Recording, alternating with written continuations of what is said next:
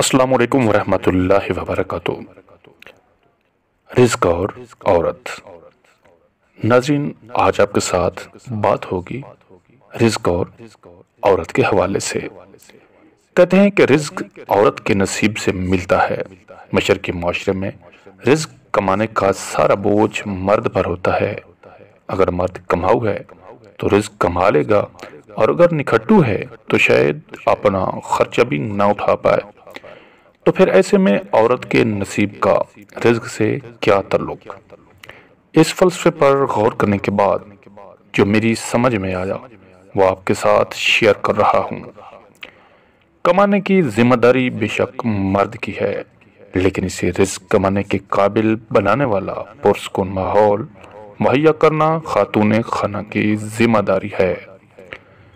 जिस घर की औरत नाशुक्री, बदज़बान और झगड़ालू होगी, इस घर से रिज़्क़ रूठ जाता है। जब सुबह घर से निकलते हुए शौहर को खरी खरी सुनाकर भेजेगी और शाम वापसी पर सांस लेने भी नहीं देगी और वैसे ही शुरू हो जाएगी, तो ऐसे मर्द का दिमागी और जिस्मानी कुव्वत फालिज ज़दा हो जाएगी, जिसकी वजह से वो समाजी हवाले से बाहर की दुनिया के साथ बेहतर रवैया रखने में नाकाम होगा, और इस वजह से इसके रिज़्क़ के दरवाजे एक एक होकर बंद होते जाएंगे।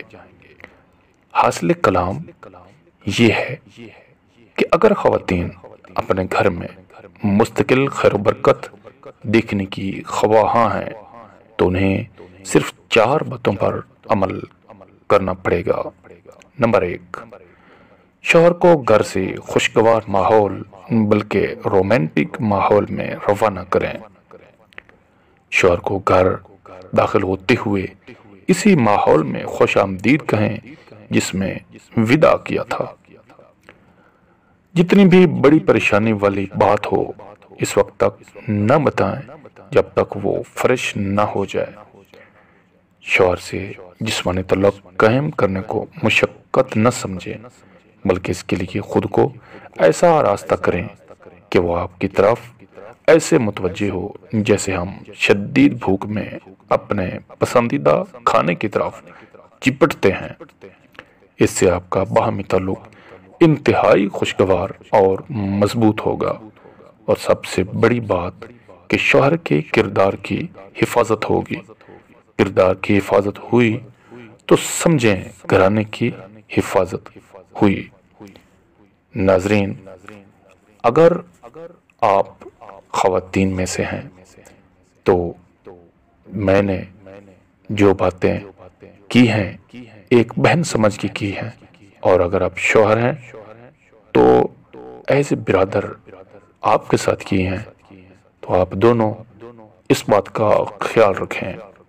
अगर बीवी अपने शौहर के साथ इसी तरह का रवैया रखे और शौहर अपने आप को जिम्मेदार समझे तो यकीनन घर जन्नत बन जाएगा।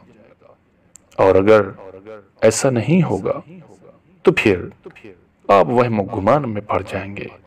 कभी आप जादू कहेंगे, कभी आप टोना कहेंगे, कभी फलां ने कुछ किया है तो कभी फलां ने, और घर भी एक अज़ाब बन जाएगा। उम्मीद है कि आपको हमारी ये वीडियो बहुत पसंद आई होगी। इसको लाइक कीजिए और अपने दोस्तों में शेयर कीजिए ताकि किसी का फ़ायदा हो जाए। इसी के साथ ही अपने मेज़बान हुसैन चिश्ती को इजाज़त दीजिए। फ़ी अमानिल्लाह। अल्लाह निगहबान।